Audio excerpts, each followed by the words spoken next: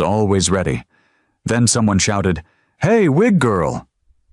Heads turned. Lily froze at her table, spoon mid-air. Her eyes darted, hand trembling toward her wig. Amber Lee's laugh cut through the noise. "Relax, we just want to see what's underneath." Her boyfriend Ryan smirked. "Yeah, show us the real you, chemo queen." The crowd snickered. Cameras lifted. Lily whispered, "Please don't." But Amber's hand was already on her head, ripping the wig off like a prize ribbon. Gasps. Silence. Then, laughter. Across the room, Zara Thompson's juice box crumpled in her hand. She'd promised herself to stay quiet this year. No fights, no headlines, just grades and graduation. But then she saw Lily's face, small, bare, humiliated, and the laughter crackled through the room like firecrackers in a church. Zara stood. Slowly. Calmly. The room hushed. She crossed the floor, picked up the wig, brushed invisible dust from it, and set it gently on the table in front of Lily. Then she looked at Amber. "Funny," she said softly, "how brave people get when the enemy's already beaten cancer." The cafeteria cracked in half silence, half shock. And just like that, the real fight began. This is Black Stories, where the pain of prejudice is told, and justice always finds its voice. If you believe courage isn't hiding the scar, but standing beside the person who wears it, like this video and subscribe. Because in the next minutes, you'll watch a bald-headed survivor and the girl who chose restraint over rage rewrite an entire school's idea of strength. Morning sunlight leaked through the thin curtains of apartment 3B, painting long stripes across Zara Thompson's notebook. The room was small, the walls bare except for sketches taped in uneven rows, women with fists clenched, heads high, backs straight, strength drawn in pencil. Zara's alarm buzzed. One deep breath, then push-ups. Her mother used to say strength wasn't about muscle, it was about control. "The world will test your calm more than your courage," she used to say. By 6:30, Zara was dressed. Pressed uniform, polished shoes, braids tied back. Breakfast was whatever was left from last night's rice, eaten in silence while her father laced up his work boots in the next room. He didn't talk much anymore, not since her mother passed. But when he looked at Zara, something like pride softened the edges of his face. "You keep your head," he said quietly. "I always do," she replied. He nodded. "That's why they can't break you." Outside, the city felt too big for how small her life sometimes seemed. The bus hissed to a stop in front of her, and she climbed aboard, headphones in but no music playing, just the rhythm of wheels, the hum of thought. At Ridgeview High, everything gleamed, trophies in glass cases, students in designer sneakers, teachers with tired smiles that stretched too thin. That's where Lily Harper reappeared. It had been 3 months since anyone had seen her, the sweet art girl with a laugh that used to brighten rooms. But when she stepped through the doors now, she moved differently. Slower. Shoulders tucked in, a beanie pulled low over her ears. Zara noticed her before anyone else did. The way Lily paused at the hallway mirror, adjusting her hat, pretending it was style, not disguise. At lunch, Zara found her alone at the corner table, unwrapping a sandwich with shaky hands. The fluorescent light above flickered. "You can sit," Lily said without looking up. Zara hesitated, then slid into the seat. "Didn't ask for permission." A small laugh escaped Lily, the first she'd had all week. "You're the quiet one, right? Only when people don't deserve my voice." That line made Lily smile, just for a second. But then Amber's group entered, loud, perfumed, and entitled. The whole cafeteria seemed to rearrange itself to make space for them. Zara noticed how Lily's shoulders folded inward, how she bit her lip and focused on her tray. Amber's voice carried across the room. "Guess cancer doesn't kill everything. She's back already." Her friends laughed. The sound felt surgical, clean, sharp, meant to wound. Zara clenched her jaw but stayed still. Her mother's words echoed. Discipline before defense. But when Lily's trembling hand brushed her wig back into place, Zara's pulse thudded once, hard, like the first drumbeat before a war. That's the thing about calm. It can look like surrender. Until the moment it doesn't. And in that cafeteria, Zara's silence was already turning into something the whole school would never forget. Ridgeview High wasn't a school. It was a hierarchy. The halls gleamed with polished pride, banners celebrating legacy families, plaques engraved with last names that opened doors to everything except accountability. The kids at the top ruled with charm and cruelty in equal measure. And Amber Lee was their queen. Her father was president of the school board. Her boyfriend, Ryan Voss, was captain of the basketball team. Her mother ran the annual charity gala for children's hospitals. Irony didn't live here. It reigned. Zara watched it all with detached precision. Every sneer, every whisper, every social exchange was a power play disguised as politeness. It was like watching a dojo of bullies. No belts, just brand names. And Lily? She'd become their new sport. At first it was small things, notes left on her locker. "Nice wig." "How much did your pity cost?" Then the cafeteria stairs, the muttered words that sounded like sympathy but stank of condescension. "She's so brave," they'd say loudly, like her pain was a performance. Zara wanted to step in. Every fiber in her body told her to. But she'd promised her father she wouldn't cause trouble. Not after last year's incident, when she'd taken down 2 seniors who cornered a freshman in the locker room. The school called it assault. She called it self-defense. Ridgeview loved policies louder than people, zero tolerance printed on posters, applied without context. She kept her head down now, at least she tried to. But that morning, when she walked into the art room and saw Lily's mural, a half-finished painting of a bald girl with gold butterflies rising from her scalp, something in her stopped. The art teacher had hung it on the wall. Proud. "It's beautiful," she said. "It's healing." By lunch, the butterflies had been vandalized. Sharpie scrawls across the canvas. "Bald Barbie." "Attention seeker.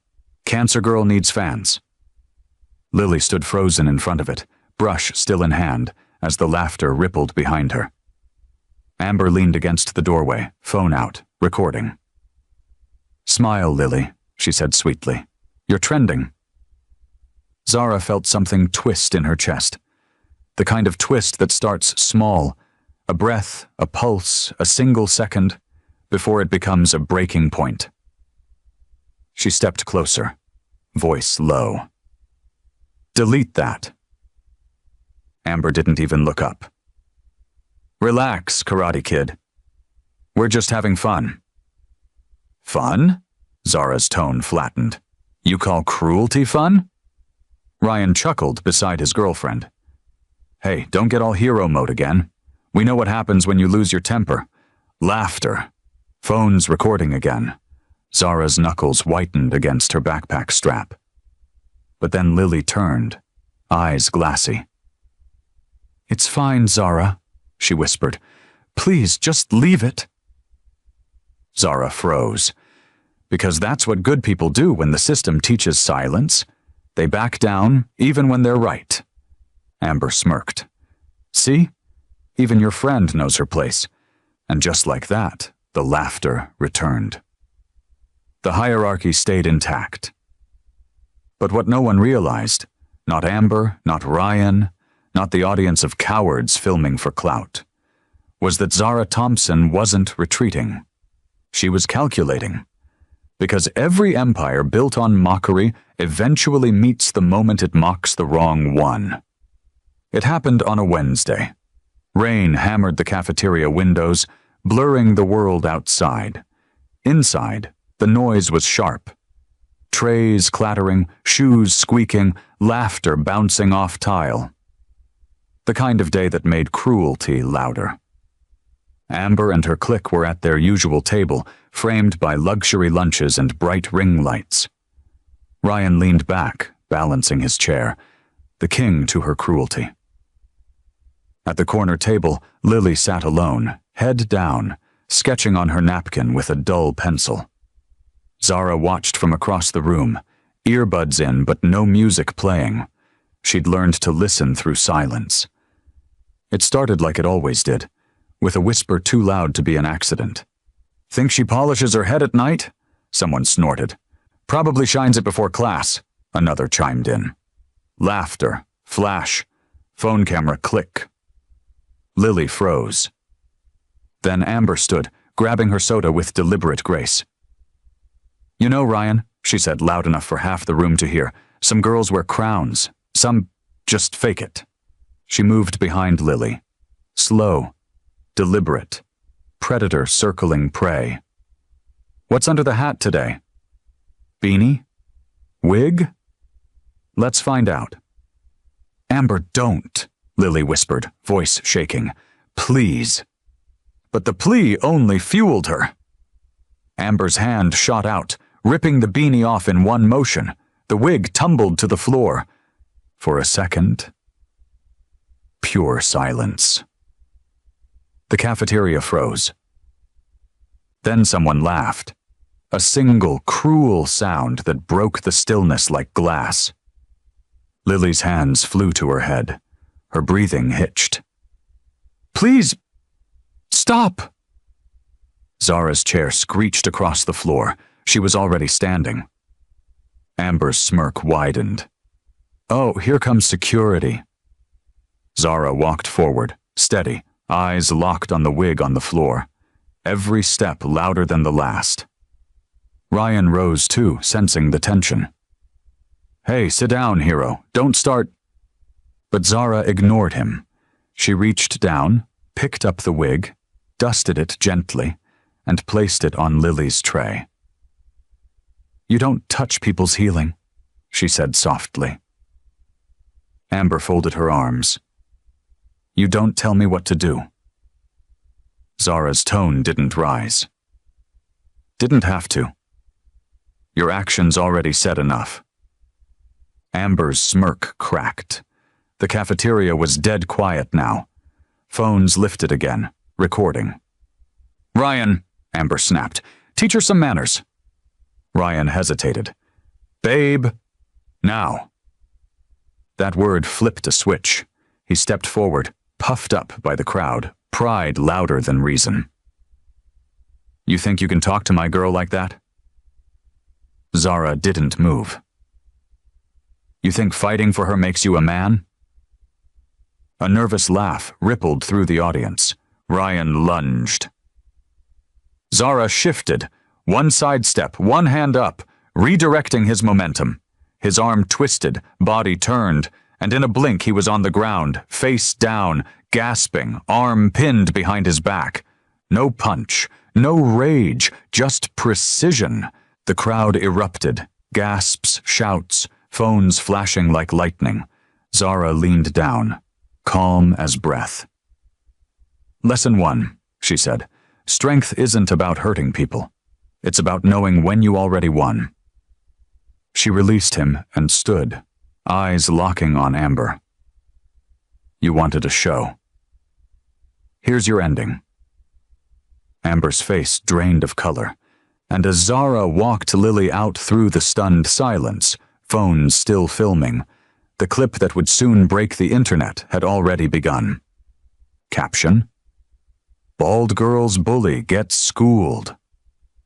By sunrise, the video had already gone viral. "Bully gets folded by black girl after attacking cancer survivor." Karate Kid defends bald girl. School fight or hero moment. Clipped, edited, remixed. The internet chose its sides before the truth even had a chance to breathe. By the time Zara reached school, her phone was buzzing non-stop. Her face, half shadow, half fury, was everywhere. Millions of views, thousands of comments. Some cheered, "She's a hero." Others spat, "Violent, typical." Inside Ridgeview High, the air felt radioactive. Students whispered in clusters, pretending not to look at her. Teachers glanced her way, then away just as quickly. Zara's locker had a note taped to it in red marker. "Keep your fists to yourself." Someone had drawn a little afro beside it with devil horns. She tore it down slowly, eyes steady. At the far end of the hall, Amber and Ryan stood together again, like nothing had happened. Amber wore sunglasses indoors, her wrist in a fake cast milking the narrative. Ryan smirked as if bruised pride made him famous. Zara wanted to laugh. But then she saw Lily. Her locker had been emptied out, every sketch gone, the inside scrawled with Sharpie insults. "Wigless wonder." "Walking Make-A-Wish." "You made her do it." Lily was standing there, shaking, trying to clean it off with a paper towel that just smeared the ink worse. Zara rushed over, grabbed the towel gently from her. "Hey, stop. You'll make it worse." Tears brimmed in Lily's eyes. "They said I made you violent. That if you hadn't defended me, you'd still have a future here." Zara froze. "Who told you that?" "Mrs. Klein," Lily whispered, "in front of the whole class." Zara's chest tightened, rage rose, but beneath it, hurt, deep, cutting hurt. She'd done everything right, stayed calm, controlled, no punches, no harm, just defense. And somehow she was still the threat. The principal's voice crackled over the intercom. "Zara Thompson, please report to the main office." Every head turned. The walk there felt endless.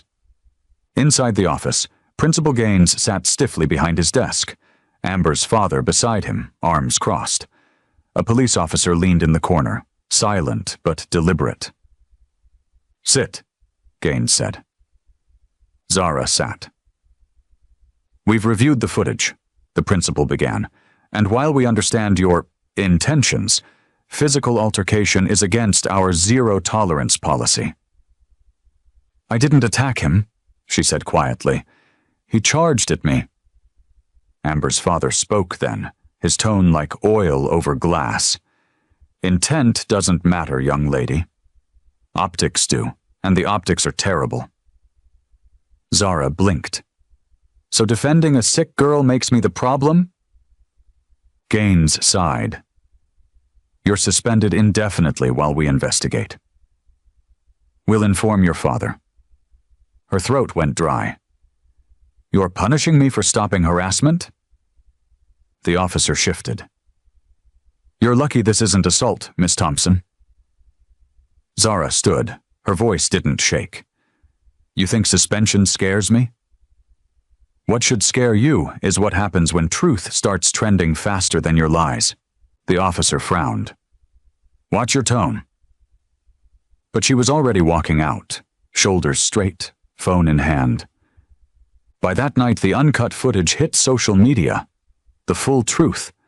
Lily's tears, Amber's cruelty, Zara's calm restraint, and the world that once called her violent began to whisper a new word. Disciplined. But the story wasn't done. Because every time truth goes viral, the system scrambles to rewrite it. And by the next morning, the school district would launch a formal review, one designed not to clear Zara's name, but to protect their own. Friday afternoon, Ridgeview High's auditorium overflowed, rows packed tight, students standing along the walls, cameras clustered by the exits. What was supposed to be a student conduct hearing had turned into a spectacle, the entire school forced to attend. On stage, Principal Gaines, the school board rep, and Amber Lee's father, Martin Lee, all suits and silence. Front row, Amber, hair curled, cast off now, but the smugness still intact. Ryan by her side, eyes flicking nervously between the crowd and the exits. Zara stood near the back doors, hands clasped, shoulders still, eyes scanning the scene. She'd seen this setup before, not in a school, but in a fight. The crowd, the false order before the strike. Gaines tapped the microphone. "We're here today to discuss an incident that you helped cause," someone shouted. It was Lily, from the middle of the auditorium. All eyes snapped to her, bald head uncovered, chin trembling but proud. "You let them bully me for weeks," she said, voice shaking but rising. "You saw the videos, the graffiti, the comments, and did nothing." The crowd murmured. Teachers shifted uncomfortably. Martin Lee leaned into the mic. "Miss Harper, we understand this has been difficult, but today's hearing is about the violent behavior displayed by the girl who protected me," Lily cut in. Zara took a slow breath. The time for silence was over. She walked forward, through the rows of whispering students. The cameras swiveled. Even Gaines faltered mid-sentence as she climbed the steps to the stage. "Mr. Lee," she said evenly, "you want to talk about violence? Let's talk about the kind you sponsor." A ripple of gasps. Amber's face paled. "What are you—" Zara raised her phone. "The kind that hides behind donations and press releases while your daughter humiliates a cancer survivor." The big screen behind them flickered to life. The unedited video played. The cafeteria scene in full. Amber ripping Lily's wig off. Ryan's shove. Zara's calm pivot, the takedown. No aggression, no excess. Just control. The auditorium went dead silent. Lily's voice came through the speakers, faint, broken. "Please stop." Then Amber's laughter. When the clip ended, you could hear the air conditioning hum. Zara faced the crowd. "You've all seen what happens when cruelty gets comfortable. You tell the victim to stay quiet. You tell the defender to stay home, and you let the bullies graduate with honors." Her words hung heavy, precise, powerful. Amber stammered. "You don't understand." "No," Zara said softly. "You don't." Lily stood, voice trembling but clear. "She taught me not to hide anymore, even when people like you tell us we should." The crowd erupted, applause at first, then cheers.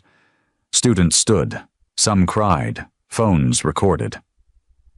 Gaines tried to call for order, but it was too late. The truth was viral again. Live this time. Martin Lee leaned into the mic, sweating. "This hearing is adjourned." Zara stepped off the stage, her hand brushing Lily's shoulder. "You did more than survive," she whispered. "You changed the whole school." And as they walked down the aisle through the storm of flashing lights and rising voices, one thing was clear. Ridgeview High had just witnessed the moment when silence lost its power, and Grace learned how to fight back. By Monday morning, Ridgeview High was unrecognizable. News vans lined the front gates. Protest signs waved outside the campus. "Protect the protectors. Discipline beats violence. Stop punishing courage." Parents argued with security guards while drones hovered overhead for live feeds. The whole city was watching. Principal Gaines walked through the main hall like a ghost, reporters chasing, questions flying. "Did you suppress bullying complaints? Why wasn't Amber expelled earlier? Who authorized the suspension?" He muttered no comment and kept walking. But the walls were closing in. That morning, a whistleblower leak hit the internet. A former staff member posted screenshots, internal emails from Gaines and the board discussing minimizing PR damage and containing racial narratives. One line, circled in red, exploded across every platform. "We can't let this become another black victim story." The screenshots went viral. By noon, the superintendent called an emergency press conference. Cameras flashed as microphones jostled forward. She stood grim-faced, holding up printed copies of the leaked emails. "This district will not tolerate administrative bias or retaliation against students who defend others." Effective immediately, Principal Gaines is placed on administrative leave pending investigation. Gasps rippled through the crowd. But she wasn't done. "We have also confirmed that the Lee family made financial contributions to Ridgeview's annual fund over $250,000 during ongoing bullying complaints tied to their daughter. We will be conducting a full ethics review." That line broke the dam. Amber's father tried to step forward, but reporters surged. "Did you buy your daughter's immunity? Were you aware of the harassment videos? Is this how you raised her?" Amber, standing beside him, finally cracked. "Dad, stop!" she cried, tears streaking her makeup. "You told me they'd never touch us." The microphones swarmed. Students in the crowd recorded everything. Zara and Lily watched from a distance, standing under a tree by the parking lot. The roar of the press conference carried on the wind, a sound like justice finally finding a voice. Lily looked up. "Do you think this will change anything?" Zara was quiet for a long time. Then she said, "Maybe not everything, but enough to make the next girl think twice before staying quiet." A student approached them, nervously clutching her phone. "Zara, people from other schools are sharing your clip. They're calling you the calm storm. You're trending on CNN." Zara smiled faintly. Storms aren't loud because they're angry. They're loud because they clear the air. That evening, the school board released its final statement. It wasn't an apology. It was a reckoning. Ridgeview High will establish an independent committee on bullying and racial bias. Effective immediately, all disciplinary actions against Zara Thompson are reversed, and her record will reflect exemplary conduct in defense of another student. The announcement flooded social media. Students cheered outside the gates. Parents wept.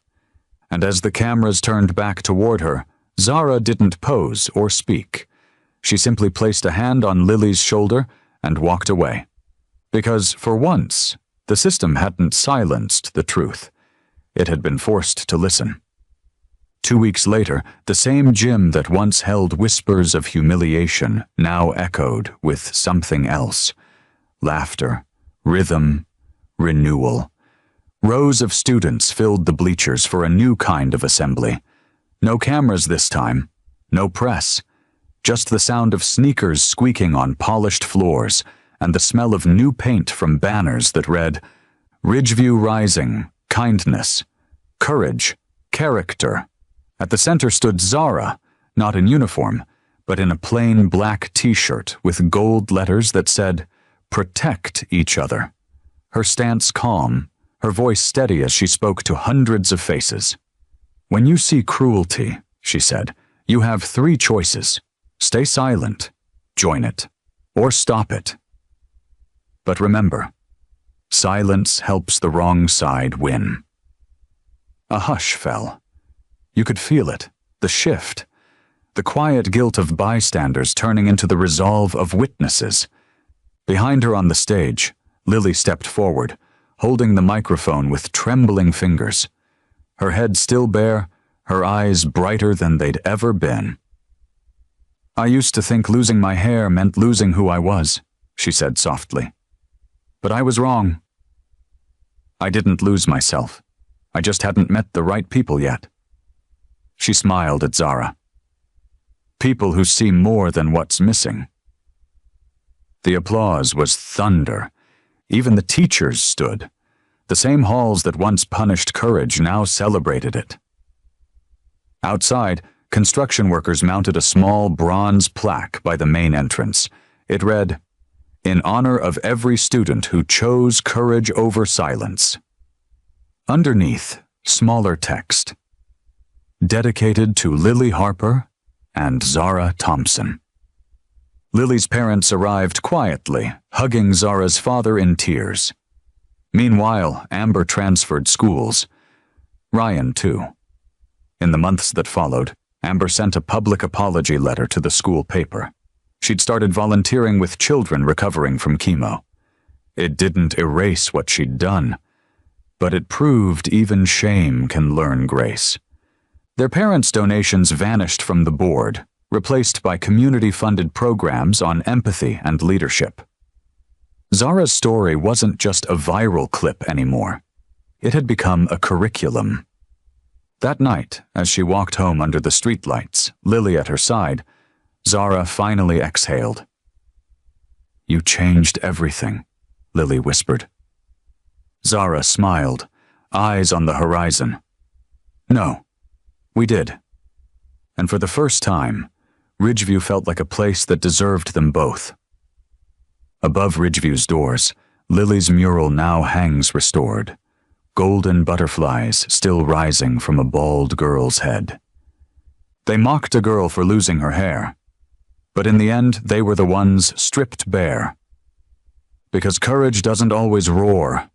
Sometimes it stands quietly beside someone who can't fight alone, and says, "Not today." Zara didn't win with fists or fury.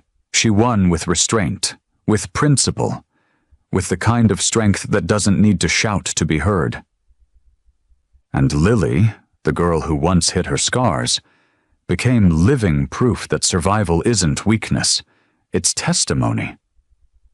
Now, when students walk past that bronze plaque by Ridgeview's doors, they don't just see two names, they see a reminder that silence is complicity, that kindness is resistance, that justice doesn't always start in courtrooms. Sometimes it starts in classrooms, because standing up for one person can change the culture for everyone. This is Black Stories, where dignity defies cruelty and justice always finds its way to the surface. If this story moved you, like this video, share it and subscribe, because sometimes the loudest revolution isn't shouted through anger, it's whispered through compassion and carried by courage that refuses to stay silent.